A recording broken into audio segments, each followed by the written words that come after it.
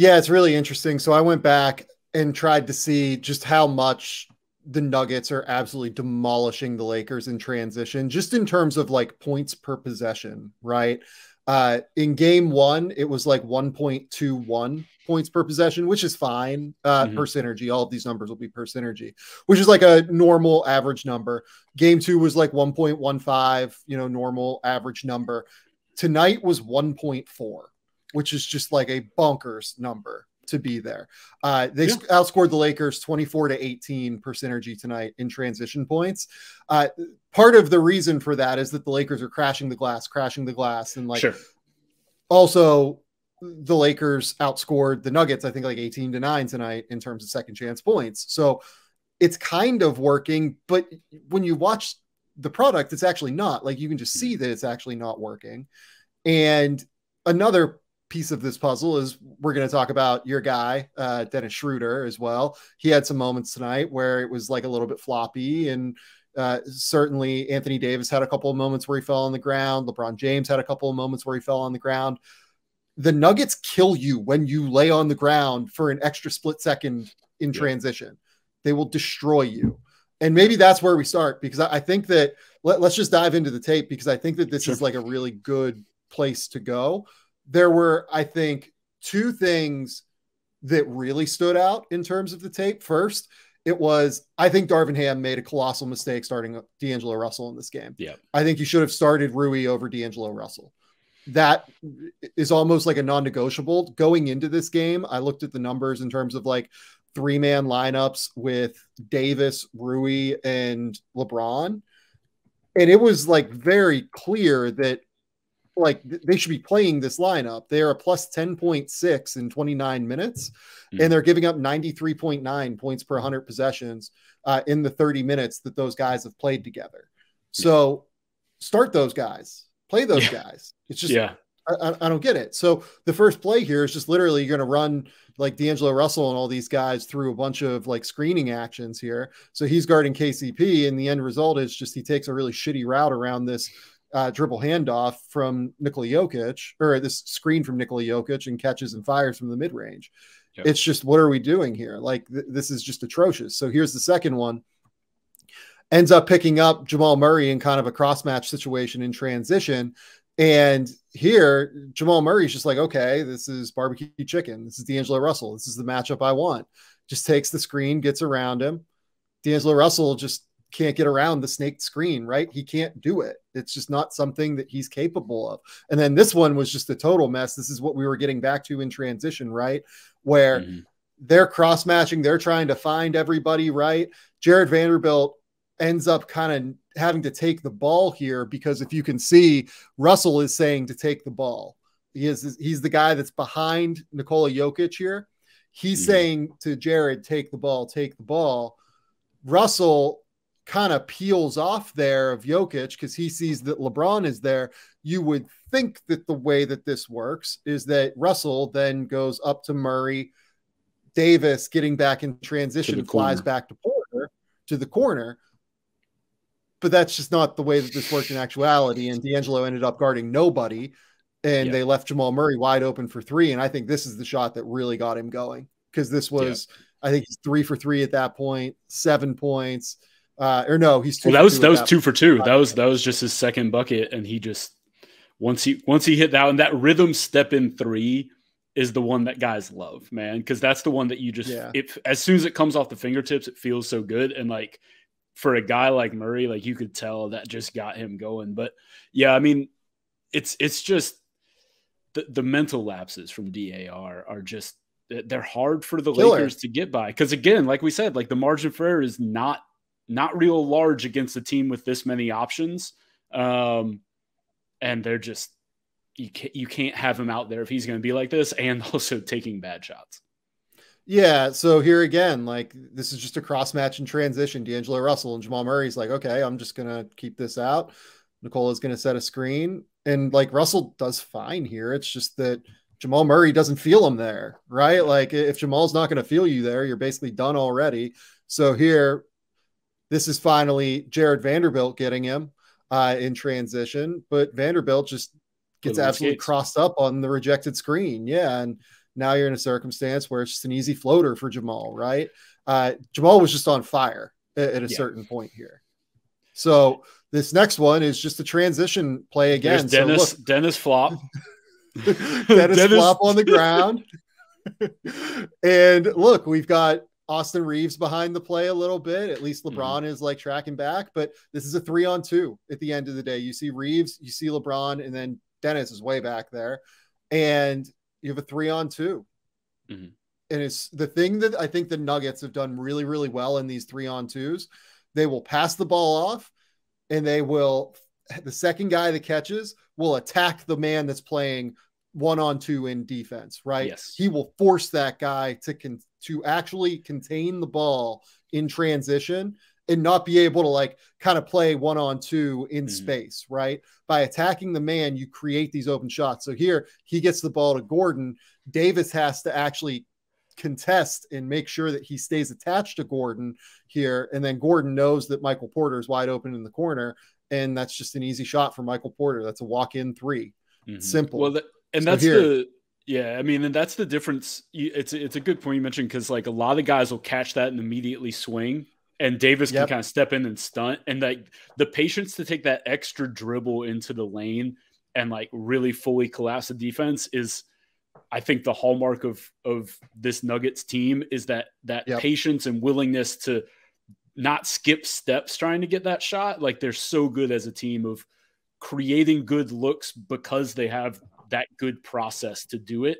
And like not a lot of teams do that. Like a lot of guys would catch that and immediately kick it to the corner, and Davis could probably give it totally.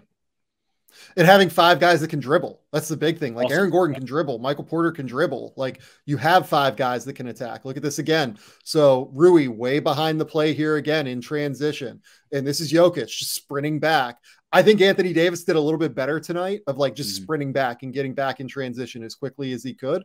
But again, this is a 5-on-4 because Rui is way behind the play. And this is just what Denver kills you. And this is, Aaron Gordon just being able to bully up Austin Reeves. It's simple. Here we go again, just Jamal Murray coming off. This is where we get into the second quarter here, where they really started to switch. They put LeBron James on Jamal Murray, right? So they started to switch all these kind of middle screen actions. So LeBron ends up on Jokic here, gets the kick out to Rui. And just look at how far Rui steps into the paint on this step back from Jamal. And I think something this postseason I think has really shown is like Rui's like very clearly a big. And like, I think if what we've seen is like defensively, like when you throw him on a guy like Jokic, who's going to try to post him up, or like he's so strong. But the thing he has always struggled with, right, is that movement in space, and he can just get. I mean, Jamal took half a step inside the 3-point line, and Rui's at the free throw line. Like that's his issue defensively, is when you get him out in space. And like, they did a good job of taking advantage of that in the first half. Yeah. And then here in the second quarter, we really start to get into these like switching actions, and we start to get into just miscommunications in general here. So this is Aaron Gordon bringing the ball up. You see here, Jokic, just this like beautiful little like step up off ball screen to get behind LeBron. Rui, it looks like, does not say anything here. Like, I don't think Rui called this out at all. Just kind of looking at it. Maybe he did. Like, I'm not there. I'm not listening like to the communication, but like he's not pointing. He's not doing anything. So this ends up having to be a switch at the end of the day with Jamal. And also, like, LeBron is just like very high here, and this is hard. He doesn't really fight back into this when Jokic like very clearly has him sealed in such a substantial way. And this is just hard. This is really hard. The lack of communication, the lack of just that kind of continuity in terms of the off-ball actions, in terms of the on-balls, as we'll see here momentarily. It's really tricky. So Jamal's just going to come up here, and I think this is the Jokic one. So Jokic gets the ball, and Jamal's going to come around to the other side and set a screen. And it feels like they don't know who's going to take who. It feels like LeBron isn't sure if this is going to be a switch. Rui isn't sure what they're going to do here. And if you give Jokic that extra split second, he's just going to step into it. It just felt like they didn't really know in the second quarter what exactly and how exactly they wanted to run these defensive coverages. And again, this is another one, right? So you're setting up here. Shout out all of the Lakers fans courtside. But like, how do you not pick up the guy who's like on fire above the 3-point line? How is nobody above the 3-point line to pick up Murray here? Yeah, and again, this is LeBron here. Like LeBron needs to be there. And look, Aaron Gordon did a great job of angling his body so that LeBron couldn't get that late contest. This is a like just little sharp angled screen here from Aaron Gordon. But LeBron needs to be up higher. Like LeBron can't let himself get below the 3-point line when his responsibility is Jamal Murray, who is on an absolute fucking heater. Right. At this point, Jamal's what, 640 left. Jamal has to have like 20 at this point. Yeah. No, he's probably got like 24, 25. Yeah. Like it's absolutely sick. And here's another one coming. So Jamal comes across here. They set this little screen that's just an auto switch. And I don't really even feel like they should be switching this action. But then here we go again. This is one where it feels like the Lakers don't really know what they're running here, right? Let's go back to the past one with where we send Rui on skates, like toward the elbow, right? So it feels like here, I think this is, that was the one before this. Yeah, it's the one before this. This one, they're icing it. Right? You can see here, this one, they're very clearly icing this side ball screen and they're treating it like an ice, even though it's a slip action. And even though you can see Jokic coming up, this is being treated like an ice where Rui is trying to get over the top and Anthony Davis is trying to play low, right? He's trying to cut off and he's trying to bait him and goad him into that mid-range jumper. But ends up being that Rui gets hit with that step back and he goes, right? Well, the thing is like, it looks like AD thinks it's an ice and Rui thinks there might be a switch there because Rui kind of like tags AG there. Like, and tries to like run in with him. Like, so that's still like, they don't know what they're doing even there. And let's get back to this one, right? So what you're going to see here as we get back into the play, they get this switch first to get Rui onto Murray again. And now, again, it's a confusing situation where it looks like they're trying to decide if we want to ice or if we want to blitz. To me, someone freelanced here. And I think that LeBron probably freelanced a blitz is my guess on this one. Yep. And if you're blitzing against Jokic, you're dead. Like you are DEAD dead. Yeah. He is going to get that pocket pass. You're going to have to step up if you're Anthony Davis, and he's going to absolutely obliterate you in the 4-on-3. Look, it's very possible that they called out a switch and LeBron was just trying to get higher up because Murray is unconscious, right? And that Rui just didn't peel. I don't know what they're trying to run here. Like, I want to be very clear about that, but it's clear that one of those two players also does not know what they're trying to run. And I don't know which one it is. Well, the funny thing is here, like, honestly, Jokic probably made that pass too quickly. I was talking about with AG, like pressuring AD a little more. Like he lets AD have a chance here by going that quick on the bounce pass. Like he probably should have let AD step a little higher, but like, it doesn't matter because that's the thing that Aaron's the best at is those little like pump finishes under the rim. But yeah, I mean, like it's funny because like the half court stuff was in the second half, it got a little better. But yeah, I mean, like we said at the beginning, like it's just the margins are so thin. And when you have a guy like Rui, who they took some advantage of on the switch, I think this time in a way that they hadn't at times in the first couple games. And maybe that's something they found in that fourth quarter when Jamal kind of got loose last time. I'd have to go back and look if they ran a lot of this similar stuff. But they might realize like if we can get these little switches and get Rui in the action where he's the on-ball guy, is that clearly was kind of the goal, is like get that quick switch, then run it again. Because they didn't want to ISO. They just wanted to like get him involved in another ball screen as the on-ball defender because he's probably not calling stuff out in the way, or they realized LeBron wasn't calling stuff. Somebody wasn't communicating right. I'd take a guess that started in the fourth quarter and was what they kind of just were like, let's just see if we can keep making it work. Yeah, no, I think that's a really, really good call. So here, Aaron Gordon gets fouled on the end of this play. This is now end of the second quarter. And this is Rui. They're trying again to get Rui switched on to Jamal. They get it here. Again, though, compared to the last play, this is very clearly them icing this coverage, right? Because they're going to get Jamal here, going to set this side ball screen. Rui gets into perfect ice position, right? Dennis is fighting over the top. Dennis is trying to recover back in, and they end up just kind of doubling here. The guy who's like, I don't know where Austin Reeves is on this play, to be totally honest. He's just kind of freestyling. Yeah, so it feels like they were trying to overload the empty side a little bit, maybe. Like Austin Reeves is super smart, so like I don't think he would have just completely left KCP, like unless it was for a reason. It's the same with LeBron. Like on that last play, like part of me wants to believe like LeBron is like a basketball genius. Like very clearly he saw something and like was trying to do it. It's just whether or not the communication error was his or Rui's, right? So Austin Reeves just completely like leaves KCP here. KCP gets to the corner. Aaron Gordon also in the corner. And they're eventually going to get this ball to Jamal. Austin's like still in no man's land on the strong side of the action here. And they end up with like 3 guys on Jamal. Michael Porter's waving his hands wide open. Wow. We've got like a little mini hammer screen here for Aaron Gordon on the baseline on Jared Vanderbilt. Look how early he sets that up, though. Look how early he moves from the dunker spot right there. He like realizes like that's not like he starts that 2 seconds before, and he's just like, well, I'm just gonna stand here.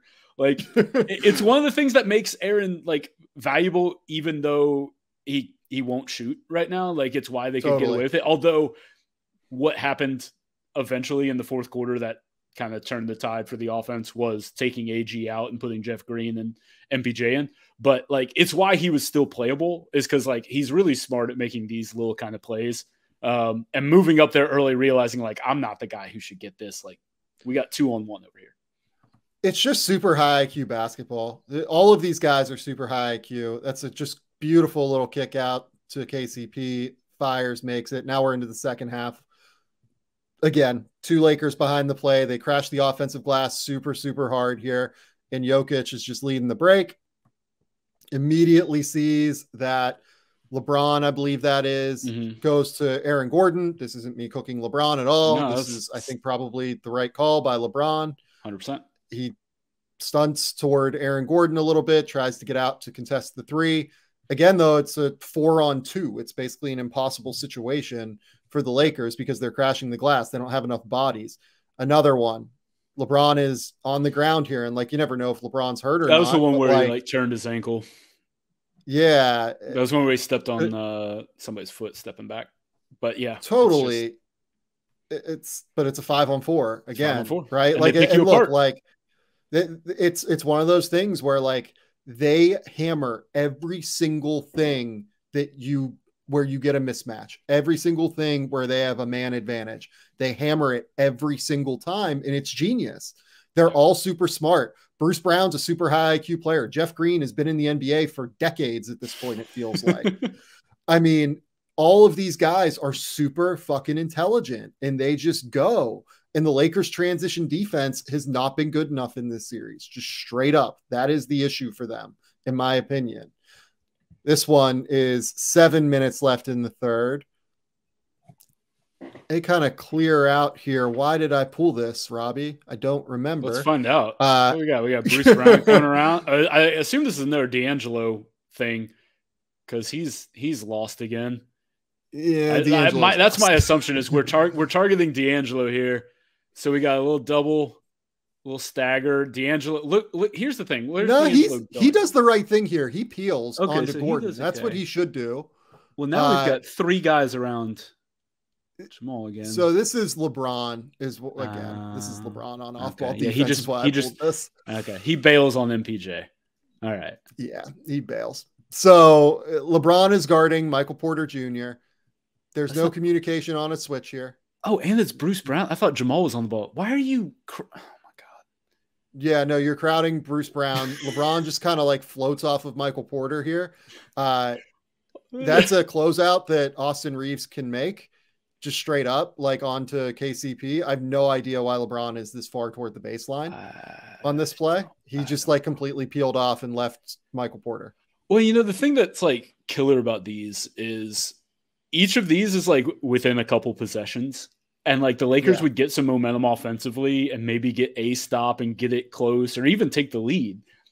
They just could never string together stops because as soon as they miss a shot, then they're in just hell. Like they have no, and this wasn't even coming off a semi-transition. This is just bad defense, but like their inability to string together stops has been noticeable throughout. And it's a testament to like Denver, who like they would get really bogged down, it felt like, but they just kept being ahead by a couple points. Like they just had such a knack of being able to create some offense to not let the Lakers go on those like 10-13-0 runs that the Nuggets were able to go on and push it away. And that's also been another big thing this series is like LA can't get an extended run and Denver can. And those things are so big. No, that's definitely right. And this is just like a sick action on some level this too, is awesome, but yeah. So like you set this little, it's like a classic like flex kind of offense set that you turn into like an empty side double drag essentially. So like you're going to see Michael Porter, he's getting this screen from Jamal Murray on the backside. He's going to flex cut like toward the basket across the play. And then you have Bruce Brown come over. He's going to get this double drag from Jamal Murray and Aaron Gordon. And it's just like, wait, like this is like classic, like flex 5 out, like everybody can handle, everybody can play on the ball. Well, it's also really you have 5 guys that can. Yeah. Well, it's also really smart when they're denying Jamal that hard to like run him up like he's coming to get the ball and then use him as the first screener. Like you could tell that threw them off because Vanderbilt wasn't in a position to do anything to stop the ball because he's just in full ball denial mode. So like it's just it's good offense to run given what they are trying. You know the defense's main objective is, and that at this point was still keep the ball out of Jamal's hands. It's just absolutely sick. Like this team is sick. The Denver Nuggets are sick on offense. So good. Like the shit they run is awesome. Like obviously having Jokic is an incredible marginal advantage just because he's like an absolute basketball genius. But it's just like even the offense they're running is like super sick. Like it's not like wildly complicated stuff necessarily. Again, this is just like the flex offense has been around for decades upon decades upon decades, but just like turning this little flex cut into a double drag into an empty side. And like LeBron basically ends up, I don't know, did he think this might be like a hammer play? I think so. Do you think that's possible? That's why he jumps out to KCP down. Yeah. Does he think that like this is a hammer play where they're trying to get KCP? It must. I think it's possible, and right? It might have been. Honestly, like it might have been because like using MPJ to lift the guy off the corner, and it's just a really good read from Bruce Brown to realize like, okay, like LeBron didn't lift, so that means Michael's open. So like just throw it to the wing, you know? Like it might have been designed to be a hammer play because you see how KCP kind of just like falls back and MPJ lifts. Like, yeah, might have been what they were going for. And LeBron did read it right. He just also didn't realize that Austin was in position to kind of stop it because he's not helping that hard down to the rim because it's Bruce Brown driving on Anthony Davis. Like you don't need to help him that much. I think that is right. I think that is what LeBron sees here. But like, there's no screen exchange either on the backside, really. Like, yeah, it's just not great defense from LeBron. It's not great defense, and it's just a really good offensive night and using your players in the right position, right? Like, there's 2 guys who can shoot on the floor right there, and you have them both in the position to knock down shots, right? Like, that's just that's using your personnel well. Like, if for some reason that's Aaron Gordon in the corner, like LeBron lifts for sure. And it's just like, take that shot. But you have KCP at this point had knocked down a couple in the third. And so they're kind of keying in on him. And then you have the other guy who can shoot on the floor in MPJ over there. So it's just a good use of your personnel. No, totally agree. Here we go again. Jamal Murray coming off of just like a little loop play. Okay, so this is just them kind of getting lost. Dennis is on the ground here. And I just don't love that LeBron goes to Jeff Green here. Like, to me, LeBron should be stunting toward Green and letting Green take that open three and then flying toward Michael Porter, right? Yeah. I mean, this one, Michael one's tough, but it's definitely like that. Yeah. Like that's there's one, I'm not gonna. That's just see the ball going to somebody open. And then you I think you probably just process that one at the end. Yeah. And was well, damn. I would like him to like make an effort to go to one of them, close on one of them hard. He's tired. Like, if you're going to stunt, I know. If you're going to stunt toward Jeff Green, then go to Porter. If you're going to just close out on Green. I think that's reasonable. But like, don't just stand in the middle and don't not contest anybody either. You know what I mean? It's not great, but not great. He played 40 back to back, so we're tired. And he has that, like, who knows, like, how the ankle's feeling after he turns the ankle. Yeah, like, there are a million things. Like, so much of this is happening so fast, unbelievably fast. For sure. This shit is. But I mean, this is also what is the difference, and LeBron knows that too. Like he knows it better than anyone. Like it's a tough situation to be in, and I mean they're just. But again, like, what is this? In their 2-point game, like. LA was scoring. LA's offense was doing solidly. Like, even without LeBron putting a ton of pressure on the rim, they're getting to the line. Anthony Davis having a great game. Reeves having a great game. Rui was hitting shots again. Like, they were doing solid offensively. It was just, again, like, when they missed, they got punished. And then they just could not string together enough stops. And again, it's a testament to what Denver does. And also that's another one where like Aaron Gordon going and getting the rebound because he's got a mismatch on Schroeder on a bunch of switches, like to say like, I can go get this board. And another thing that I want to be very clear about as we talk about this, every NBA defense is going to break down. Like that's the reality of this. Like NBA defenses can't be perfect. There are too many talented offensive players, especially at this level, playing in the Western Conference Finals against one of the best offenses in the league. The Lakers will never be perfect in this circumstance. But it's more that the Nuggets just are systematically built to absolutely fucking destroy you every single mistake that you make. And I think that is what is the takeaway here, more than like, look, the Lakers have a lot of breakdowns defensively. That is accurate. But it's more a testament to the Nuggets' skill level to me than anything else. Yeah, and it's also, I think, the thing that we're seeing in these clips is like a lot of this is not Jokic. And we so often talk about how Jokic will pick apart defenses, but like it's so clear that this whole team has kind of picked up that knack of like, we know where we're all supposed to be. They all know who is going to be open depending on what again, with the Bruce Brown play, like, knowing that if LeBron stays in the corner, MPJ is going to be open on the wing, and he doesn't miss a beat there. And like, that's a little bit new, I think, for this Denver team, because like, I'll ask you this, like, is Will Barton making that pass?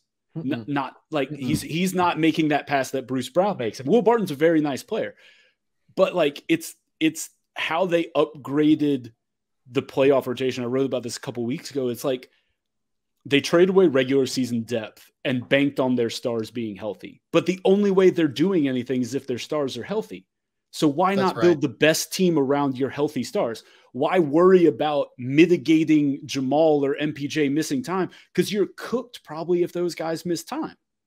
So why not 100% why not build the best roster around? Like I think teams sometimes fall in this trap, especially if they've had guys who have gotten injured, of being like, well, we need to be ready if they miss X amount of games.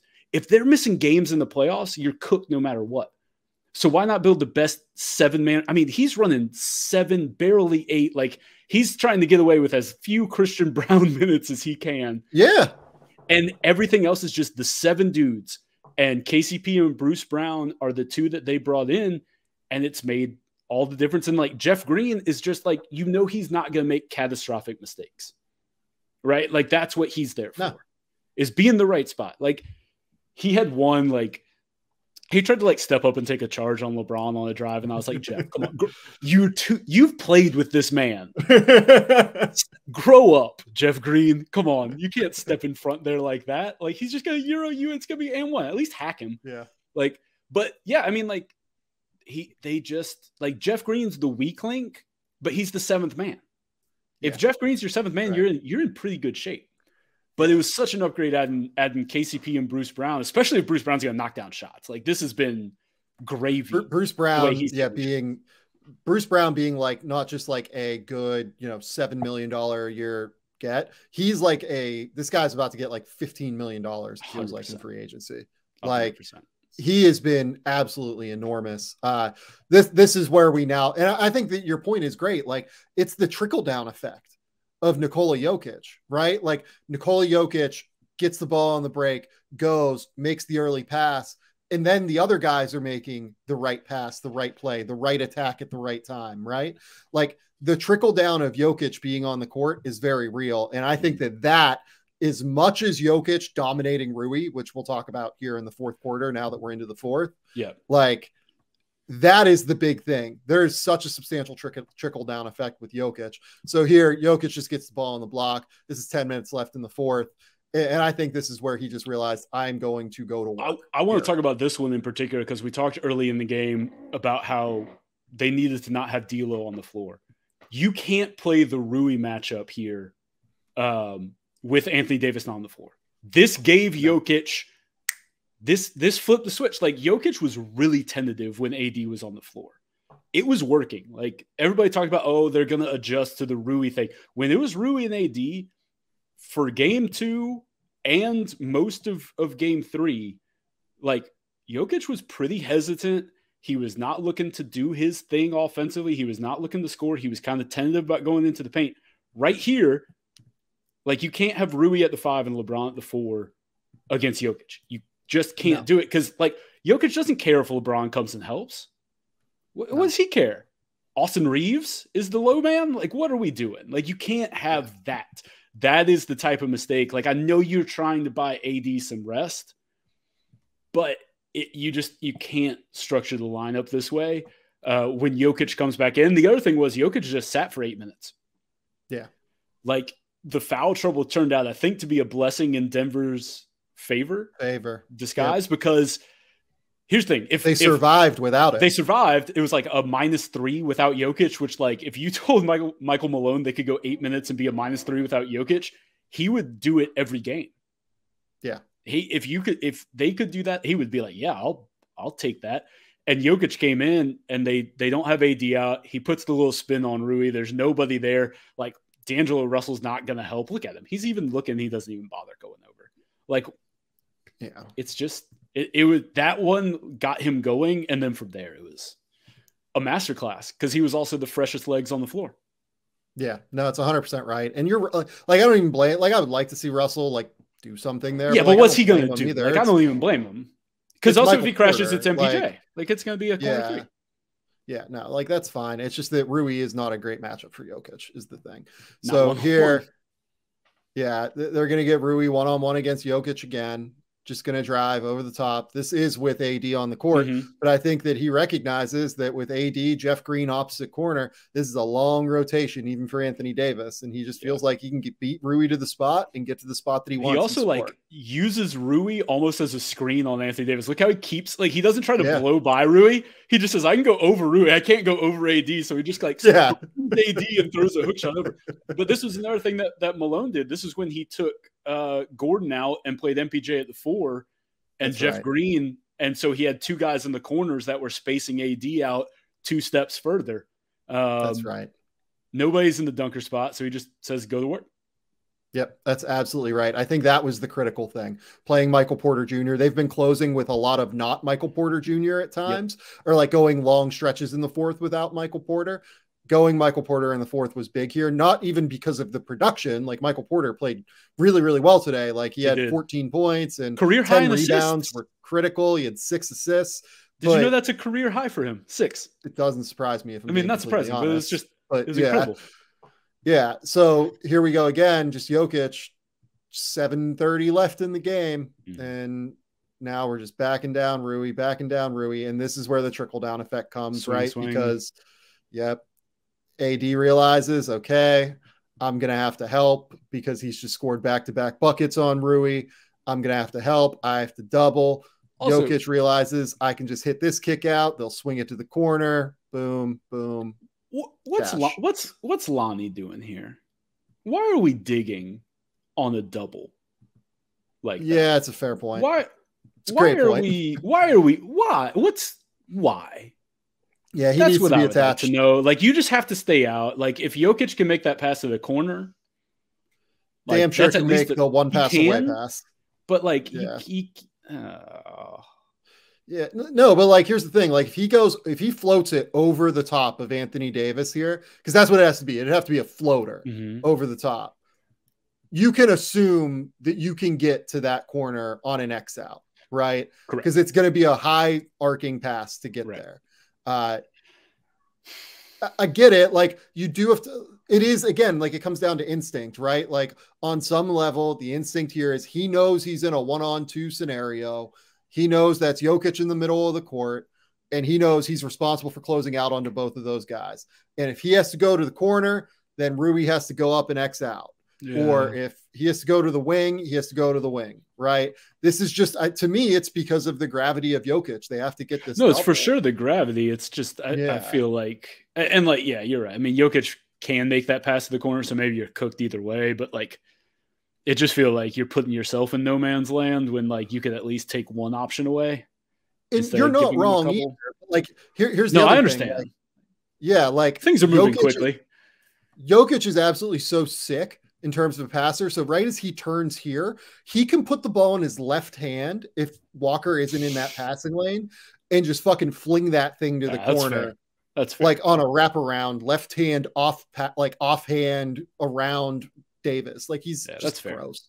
Yeah, like it's just the trickle down of Jokic's impact here again. And like, that was the last time the Lakers had the lead. And also, I think this is when they started a 13-0 run. That was the beginning of it.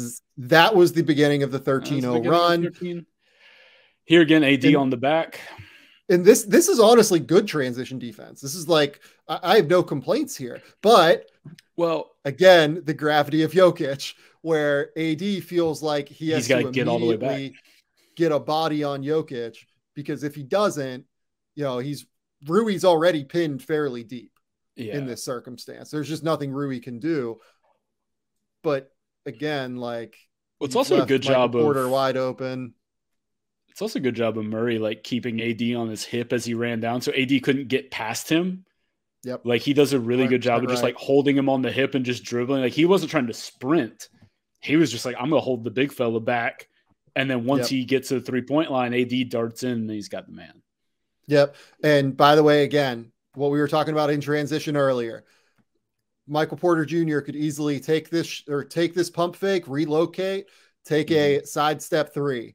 Instead, he attacks with one dribble, forces the closeout from the corner, and then he kicks it to the weak side, or kicks it to the corner. Bruce Brown, wide open three, bang. Gravity of Jokic, patience, every single thing we've talked about in these clips magnified into one single thing there, I thought. And then here we go again. This is the 99 to 94. I think this is literally the next time down the court. Jamal Murray comes down. Jokic, AD's there on a double. He's waiting. He's just straight doubling. They force. This is a really just smart cut, in my opinion, here by Jeff Green. Mm-hmm.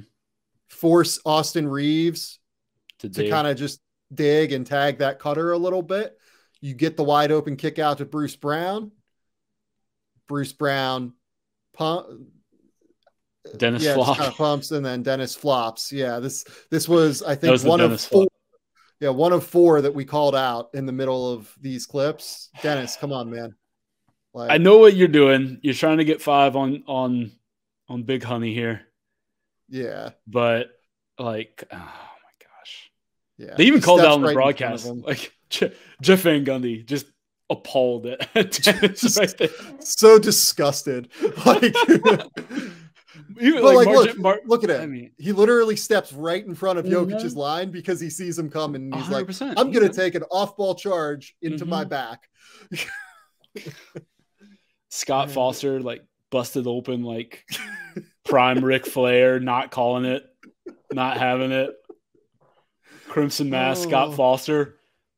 Oh, my God. And then here, this is the second to last one. We get this play here. We've got Jamal coming down, kind of an empty side, sort of clear out action. It's not even like a screen really because it's so deep. But no, it's Bruce Brown again, by the way. Brown. We keep doing that. Yeah. Just wraps around. And then Austin Reeves just in hell. Absolutely in hell, because look at this is a great screen here, like a little mini screen. It's not even like a high ball screen, it's just like we're gonna set this little screen as he's coming through. Yeah, I mean, that's an impossible spot. That's just good luck, young man. Sorry, dude. And then finally, last one here. This is our last miscommunication from the Lakers in this game, and it was basically the backbreaker. 108 to 101, 3:24 left. Little screen here, a 5-1 ball screen, just your classic 5-1 ball screen. We love the inverted pick and roll, don't we, folks? We do. And Schroeder comes out, kind of gets high. I don't really even know what coverage they're running here, if I'm being completely honest. I don't know if they knew either. We're seeing ghosts at this point on the Lakers defense. Yeah, like Anthony Davis goes under here, which makes me think he thought it was just a straight switch. He stays attached to Jamal Murray, and Dennis, for some reason, decides to try and recover back. I'm unclear on why he left the ball there. This was right after a LeBron 3, wasn't it? So like, they were kind of vibing. They're like, oh, maybe no. Right back. Just immediate answer. Leaves them. I don't know on this one. I don't have an answer, because if you go under, you're not icing. Like, it's just it's I think more than anything a testament to the problems that the Nuggets give you. Well, being by running a 5-1 ball screen, like, correct. How many times do you defend that?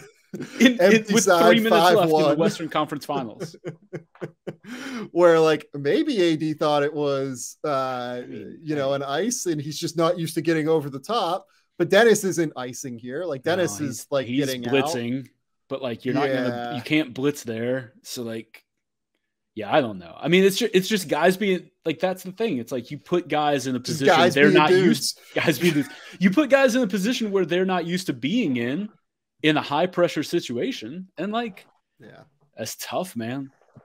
And I think that's the exact pressure that Denver puts on you. And I think that's why they're going to go to the NBA Finals, right? And we'll see what happens in the NBA Finals. Unequivocally, I think they should be the favorite moving forward. For sure. But like, that is why they're set to go to the NBA Finals. The pressure they put on you is just vast.